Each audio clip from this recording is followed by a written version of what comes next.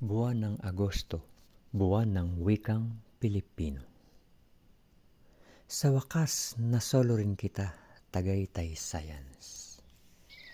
Araw-araw pinagkakaguluhan ka na mga batang may gustong matutunan. Maging sa pagbasa, sila'y iyo pa rin inaalalayan upang pangarap nila'y patuloy na makamtan. Di ko inakala na magsasama tayo ng mas matagal pa kaysa sa dati kong trabaho.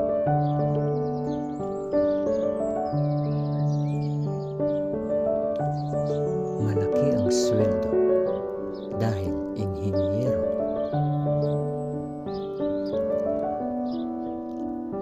Di tulad sa iyo, isang gurong subsub sa trabaho. Ngunit ang kita'y para lang pang solo.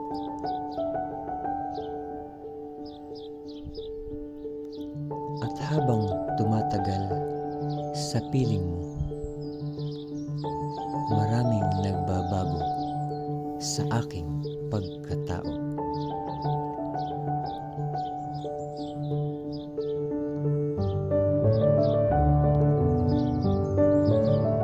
Nabawasan ang angas dahil pitaka ay gasgas. Ngunit tumaba naman ang puso at ugali naging pino.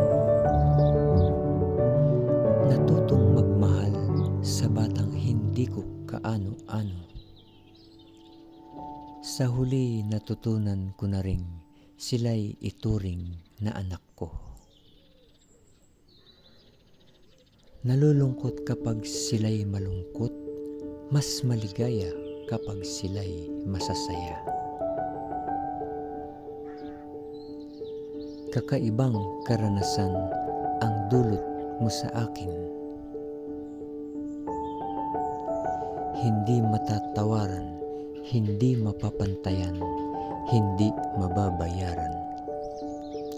Dahil higit sa salapi ang iyong ipinaranas, ang maglingkod sa bayan, lalo sa ating kabataan.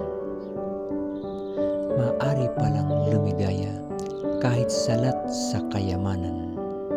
Ito pala ang ligayang hanap ng mga mayayaman. Kaya naman patuloy akong nagsasaliksik ng mga bagay at kaalaman upang bata ay maraming matutunan. Ito na siguro ang natatanging yaman, higit sa pilak at ginto na aking inasam-asam. Aking babaunin habang ako'y nabubuhay at masayang ilalakip kasama ang ama hanggang sa kabilang buhay.